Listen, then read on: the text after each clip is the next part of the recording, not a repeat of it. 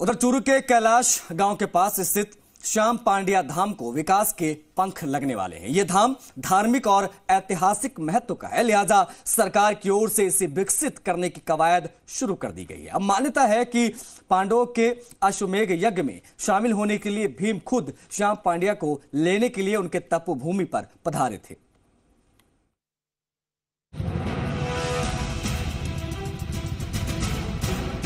चूरू के तारानगर से करीब 10 किलोमीटर दूर कैलाश गांव के पास स्थित श्याम पांड्या, जो कि स्थानीय भाषा में शिव पांड्या के नाम से प्रसिद्ध हैं।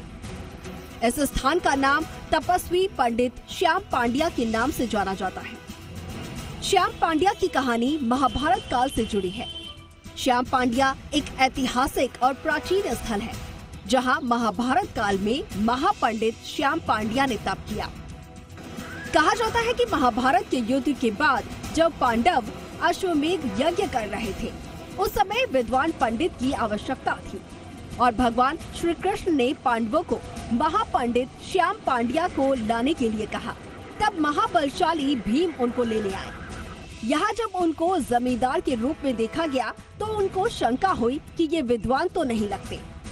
उनकी शंका दूर करने के लिए महापंडित श्याम पांड्या ने स्नान करके अपनी धोती हवा में उछाली तो वो बिना किसी सहारे हवा में सूखने लगी और अपने आप समेटकर नीचे आ गई। करो पांडवों युद्ध हो तो बे टाइम में युद्ध जीत के बाद में युधिष्ठिर यज्ञ करियो तो वो भीम ने भेजो का अपने छो पांडव ने लिया यज्ञ करा। कहते हैं महाभारत का युद्ध समाप्त होने के बाद युधिष्ठिर द्वारा अश्वमेध यज्ञ आरंभ किया गया। जैसा कि सुना जाता है, यज्ञ में पूर्णाहुति के समय विजित पक्ष के सभी योद्धाओं का होना आवश्यक है। तारानगर तहसील के कैलाश ग्राम से उत्तर दिशा में इस रमणीक टीले पर स्थित अवधूत तपस्वी श्याम पांड्या का तपस्थली है। महाभारत कालीन इस तपस्वी को जब पता चला कि कुरुक्षेत्र की धरती पर एक बहुत ही भयंकर युद्ध होने वाला है, तो जिज्ञासा एवं एक पक्ष में शामिल होने श्याम पांड्या कुरुक्षेत्र की धरती पर गए, लेकिन वापस आ गए। चूँकि श्याम पांड्या युधिष्ठिर की ओर से मन बना कर गए थे, तब ये माना गया कि ये विजित पक्ष से थे और अश्वमेध यज्ञ की उनकी अनुपस्थिति के कारण ही यज्ञ में अग्नि देवता का सप्तनिक आना नहीं हो रहा था। ऐसे में भीम खुद उन्हें लेने के लिए आए। श्याम पांड्या एक बहुत ही ऐतिहासिक स्थल है जो तारानगर से 10 किलोमीटर दूर कैलाश गांव के पास स्थित है और वहां पे बहुत सारे लोग पर्यटक घूमने आते हैं दूर दराज से। महाभारत काल में श्याम पांड्या को लेने भीम स्वयं आए थे। पानी की कमी होने के कारण भीम ने अपने पैर से प्रहार करके वहां पानी निकाला था। बुजुर्गों से सुना है कि श्याम पांड्या के 12 कोस के क्षेत्र में कभी भी कोई भी प्राकृतिक आपदा नहीं आ सकती। कैलाश गांव में प्राचीन श्याम पांड्या धाम पर वार्षिक मेला हर साल भादवा माह में लगता है।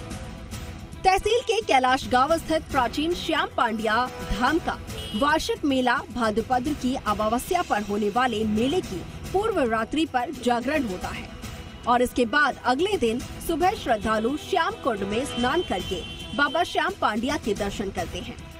इसके बारे में ऐसा सुना जाता है कि जब कौरव पांडवों ने युद्ध जीतने के बाद यज्ञ करने की सोची, उस समय कृष्ण भगवान ने उनको बोला भीम को कि आप जाओ, वहाँ एक पंडित है उनको लेके आओ। जहाँ श्याम पांड्या है वहाँ पर पंडित जी रहते थे। महाभारत कालीन बाबा श्याम पांड्या धाम हरियाली से आच्छादित है। मंदिर ऊंचे टीले पर स्थित है और जिसके चारों तरफ भीड़ बनी हुई है।